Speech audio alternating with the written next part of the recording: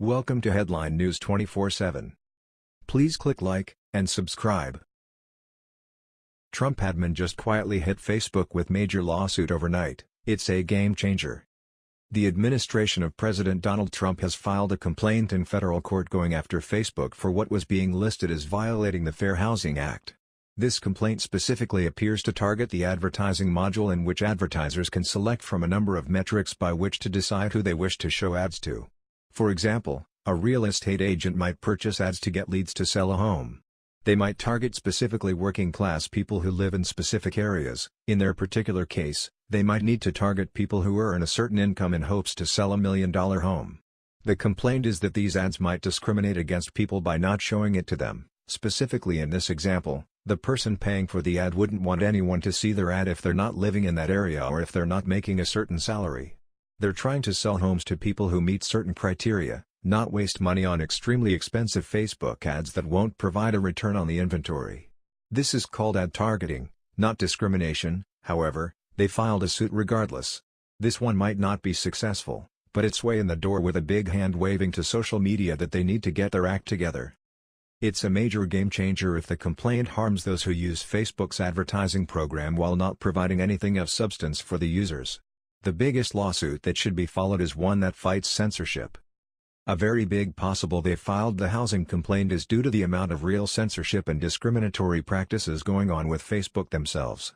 President Trump has called out big tech and social media for their constant and obvious attack on the right-wing and conservative voices. Bloggers, publishers, and readers/fans of right-wing news publications have been unjustly targeted in a very obvious and one-sided attack that has seen people be banned, lose their monetization abilities, and face censorship unfairly in comparison to those on the left wing. Perhaps this is just one of many attacks the Trump administration has planned on the big social media networks who have turned into the thought police. BizPac Review stated, hours before President Donald Trump took to social media Saturday morning to blast Silicon Valley's tech giants for censoring conservative voices, his administration quietly launched a bombshell suit against one tech giant in particular, Facebook. In a complaint filed in federal court Friday, the Department of Housing and Urban Development accused Facebook of violating the Fair Housing Act. Facebook enables advertisers to control which users receive housing-related ads based upon the recipient's race, color, religion, sex, familial status, national origin, disability, and/or zip code, HUD announced in a statement. Facebook then invites advertisers to express unlawful preferences by offering discriminatory options, allowing them to effectively limit housing options for these protected classes under the guise of targeted advertising. In other words, if a landlord wants to block his or her housing ads on Facebook from being seen by potential black tenants, he or she may. And according to HUD, this is wrong. The Fair Housing Act prohibits housing discrimination, including those who might limit or deny housing options with a click of a mouse, Maria Farias, HUD's Assistant Secretary for Fair Housing and Equal Opportunity, said.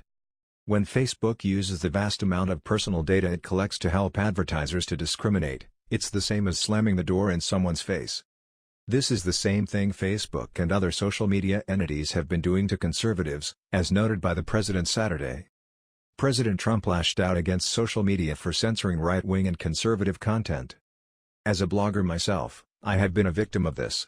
I am currently serving a 30-day ban from Facebook just for responding to someone's comment. Then someone reported the comment, even though there was nothing wrong with the comment, and now I cannot participate on Facebook with friends or family for 30 days.